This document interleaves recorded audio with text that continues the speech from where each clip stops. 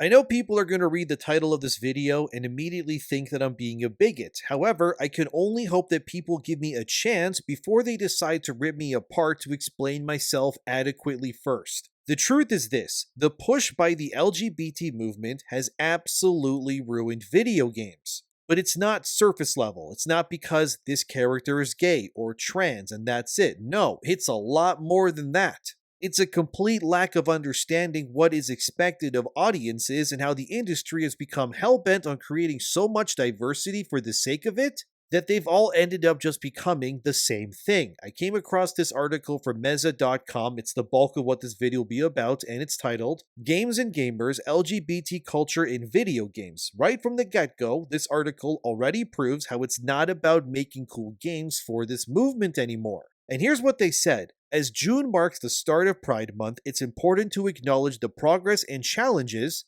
that come with LGBT plus representation in video games. The gaming industry is one of the most influential sectors of contemporary culture, and it has long since ceased to be just entertainment. Through its characters, narratives, and the choices players make, video games have become a battleground for equality, visibility, and recognition. This article is an attempt not only to briefly reflect on the journey the industry has taken from a near total absence of queer narratives to the creation of publications, communities, and specialized awards dedicated to LGBT gamers and characters, but also to emphasize the importance of continuing this journey. It's a very politically charged opening to an article otherwise filled to the brim with this sort of rhetoric. Claiming that video games have long since become more than just entertainment is exactly the problem at hand here. This journalist here claims that the existence of a video game simply being fun for fun's sake is no longer enough for people like these. Having cool gameplay, fun side quests, or a rewarding loop of mechanics are no longer something that no longer satisfies those whose brains are just permeated with these sort of ideologies. Instead, the entire medium that is known as video games are only important in their eyes for one reason, and that is representation. This is diversity, sexuality, all of these things and more. But here's the thing: the diversity that they crave, it's only skin deep. And largely speaking, they actually require the absence of diversity in the form of thought or opinions instead, in order for their viewpoints to become needed or honestly accepted in the world today. Which, if you ask me, that kind of defeats the purpose of diversity if the only reason that you're doing it is because you're hell-bent on pushing it in the first place. They also prove this point in the very next excerpt, which also reads, until the early 2000s, LGBT characters in games were either completely invisible or presented through stereotypes, often as caricatures or objects of ridicule. They were rarely included in main storylines and almost never considered as full-fledged characters. I would argue, even now, that many LGBT characters are still caricatures or objects of ridicule, as they say. However, this is more so because the people that are writing them into these games now are very clearly unable to write compelling characters first. What I mean by this is that many characters who are LGBT aligned are usually not written as a character first and foremost. Instead, their sexuality and politics become the focal point of their character over anything else. A great example is, of course, the ill-fated Dragon Age Veilguard, a game that is filled to the brim with enough trans and gay characters to make anyone's eyes water from how artificially stuffed these sorts of characters are within that game. And look, I beat it. I reviewed it for the channel. You can go look at it. I did that, and I found that Veilguard was honestly the gold standard of how to not convey LGBT characters into a major AAA production like this. As this PC Gamer article stated before Veilguard came out, BioWare confirmed that every single companion in that game was canonically pansexual from the get-go. It was a series first for the game, and it felt completely out of place. Firstly, let's just deal with the insanity of that statement, okay? What are the likelihood that when a catastrophic event happens in the world of Dragon Age, that a bunch of heroes would come together to face it, and that every single one of them, sexually by the way, identifies in a way that is nowhere near the average of either male or females? As you can see in this 2021 survey from IPSOS, which has a big breakdown done with research apparently according to them, on how the world largely identifies themselves based on various sexual identities, As you can see right here from the fourth slide in their report, it says here that only 1% of people worldwide consider themselves to be pansexual. They also apparently claim that 80% of people are straight. I would wager it's much higher than that, but of course they have to push their propaganda somehow. Regardless, the entire world, as we know, apparently according to the survey, which obviously has an agenda, believes that 1% of all humans are pansexual. By the way, in case you just don't know, pansexual means that you'll sleep with anything pretty much. Male, female, trans, this or that, whatever you're down with, it's pretty much that. So if we were then to take that info of 1% of the world's entire population being pansexual and then refer back to Veilguard, that means that the game's cast that comes together to face these elven gods and whatever else in that game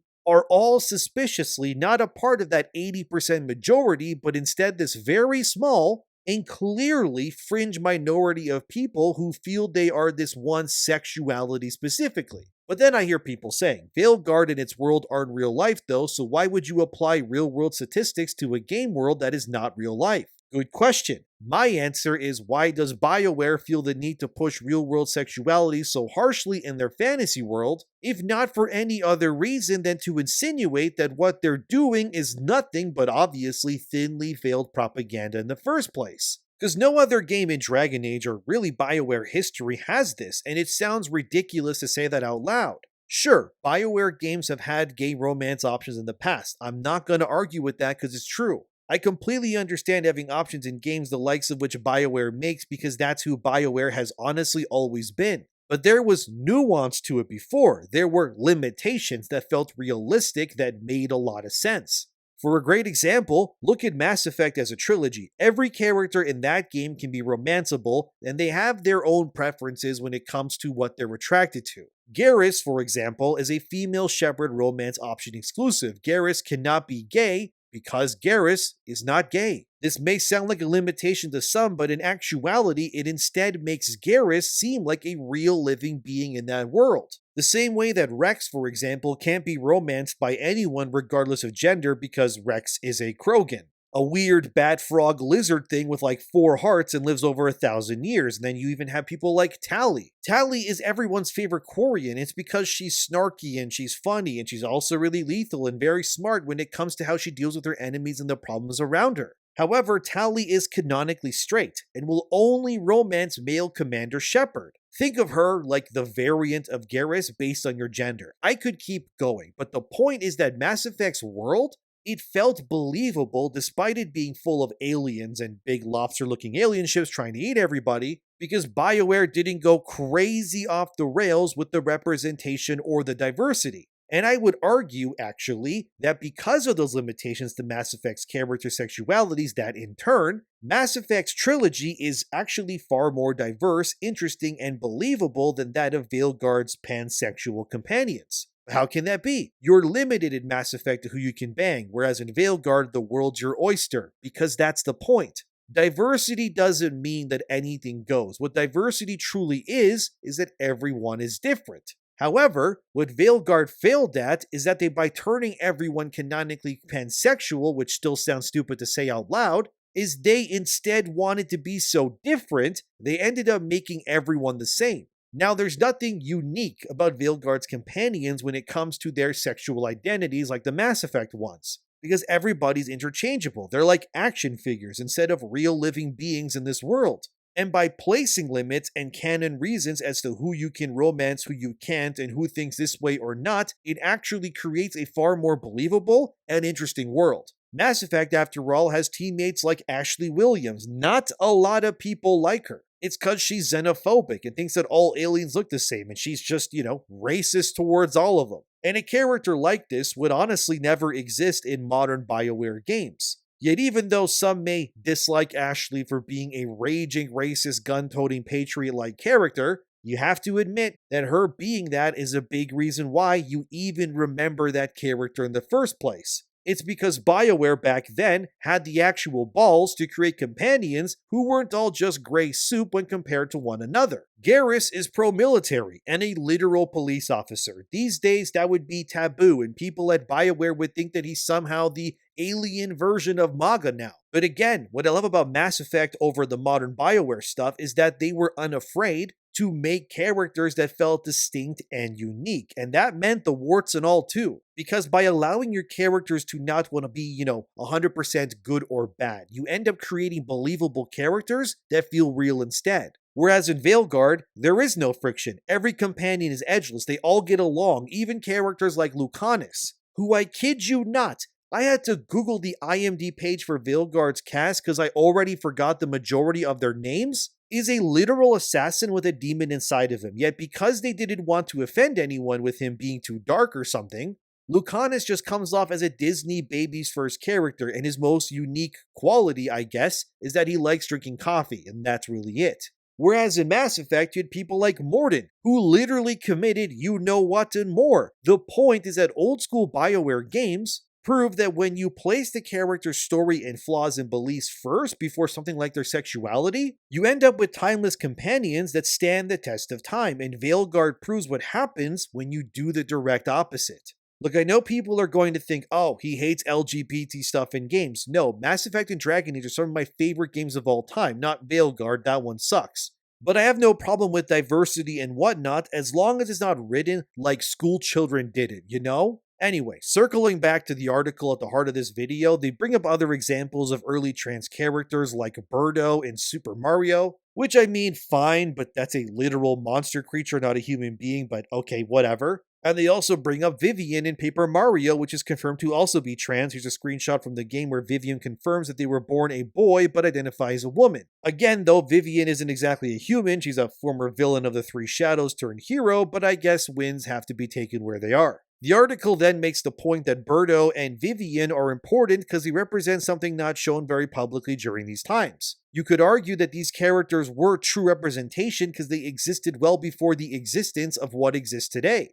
They also make the point that game developers back then avoided characters like this due to the backlash and loss of sales that could happen if such characters were implemented. Again, not entirely true. Vivian and Birdo may feel more organic in how they're implemented though, and I already brought up Mass Effect, and how that game from its inception had plenty of LGBT representation and even diversity like black characters and women in roles of power like Anderson and more. But the point was that how Mass Effect did it versus stuff today is that they didn't make it a point to push these things or even point them out. In Mass Effect, Anderson being black is kind of whatever. He's not defined by his black skin. He's instead defined by his integrity to humanity and his failure that he was forced to embrace when Saren ruined his chances of becoming a Spectre in the first game. Today, if Anderson were put into a game, his entire existence would be that he's a black man in a video game. They'd probably also make him gay too, with like a Mexican lover if you criticize them also so they could, call you names for not liking his character or whatever. So there's a difference between diversity just existing naturally and whatever the hell these types have been doing with their games as of late. Another example of a game with a transgender main character is the recent game from Don't Nod, which is called Tell Me Why. Tell Me Why is also given away, by the way, if you didn't know, for free every June, which is done to allow LGBT players to experience it. But that game stars a trans man, which is hard to type into my script because my laptop keeps correcting it to tradesman. But while this may seem wholesome at first, it kind of isn't depending on how you define it. Tell Me Why was made in partnership with GLAAD, which stands for Gay and Lesbians Alliance Against Defamation. They've been a major reason why many games these days are pushing LGBT content into their franchises. As seen here from Unheard.com in 2023, GLAAD has even gone as far as to demand big tech companies that own platforms like TikTok and more to just straight up ban or use blatant censorship against users who defy what they're pushing. GLAAD throws blanket terms, which is ironic, like this, as to why big tech must censor people who were against their agenda, which reads,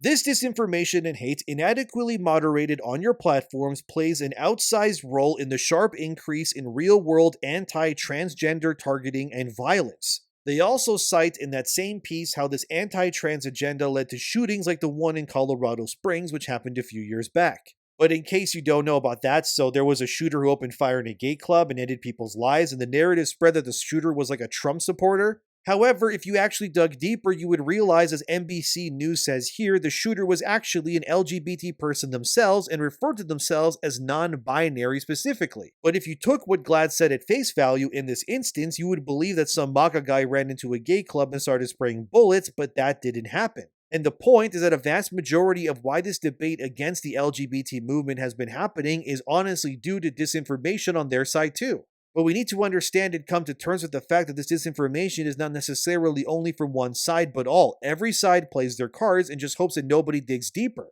But the point still remains that I can't fully support something when it advocates for such blatant censorship, because censorship, to me especially, as someone who does YouTube videos for a living, is a big threat to my voice and honestly my livelihood. Also, hit the like button, by the way, if you liked the video so far, because that'll help YouTube share this to more people. But I would wager that this video could get suppressed like some of my other content has too this month, unfortunately. And look, I know I'm just one guy, but I do think it's important to understand that none of these organizations are ever in it for the well-being of the individual. I'm not just saying LGBT stuff, I'm saying it's everything. Everyone has an agenda to some degree. And censorship is just not right, and games like Tell Me Why being made in partnership with GLAAD is not by random chance alone. The game being touted on GLAAD's website as the first game with a trans man main character is by design deliberately. It's to ensure that by moving that chess piece more, that other things can come in the future. And while sure this article that I've been referring to all video might think that Tell Me Why and such are good things for LGBT stuff, the fact the organization behind it refuses to admit information and instead pushes censorship makes me, on principle alone, feel as if I can't play something like Tell Me Why because of what it represents. Unfortunately, these days it's very hard to separate the work from the artist, or even organizations in this case. But as seen here, it doesn't really seem like the LGBT movement in games wants to be accepted. Instead, it seems like, to me anyways, they want to replace what's considered the meta or normal, if you will, with their way only. And that is not representation or inclusion as defined, it's replacement actually. Look again, we already had LGBT representation in games for decades now, but now with the explosion of content that is pushing it, it no longer feels organic, it feels, dare I say, forced. And we've seen how it's ruined so many games already because they decided to make the focal point the non-hetero stuff over anything else. Look at The Last of Us, a game about a father and daughter. Then the sequel goes all in on Ellie and Dina, which the article also brings up too. But they also bring up stuff like the Gaming Awards, that's gaming with GAY by the way, and is important, but I also disagree with that too. Because if you need an entire award show to dedicate to LGBT content in games specifically, it no longer becomes a celebration or award ceremony for games alone. It instead becomes a litmus test for who can pander the hardest for the most awards every single year. And we already know that the Game Awards proper requires every single game that is nominated to have some form of diversity and inclusion in them, which basically translates to your game must have diversity for no other reason than to validate others around you. But as they state here in the article, at a time when trends and audience expectations demand that companies take an open stance on LGBT plus support, more and more brands and studios are trying to create the impression of inclusivity. However, behind this bright facade of support often lies a deep reluctance to make real change. In the gaming industry, this manifests itself in the form of symbolic gestures without deep foundations, and sometimes even outright sabotage from within. And it's exactly this. The fact that this article says this is sort of crazy, but the reason I bring it up is they know that deep down that this is all artificial. Beyond the rainbow flags and more, it's really nothing but a smokescreen. These things are not being done organically, but by design to push because they're incentivized to do it. Even though companies do not practice what they preach, look at Activision Blizzard with Overwatch. They pushed so many gender identities in that game, and now Marvel Rivals has obviously eaten their lunch. And that same article even admits that Blizzard has, as it reads here, Blizzard was once criticized for reducing references to queer identity in Chinese versions of Overwatch,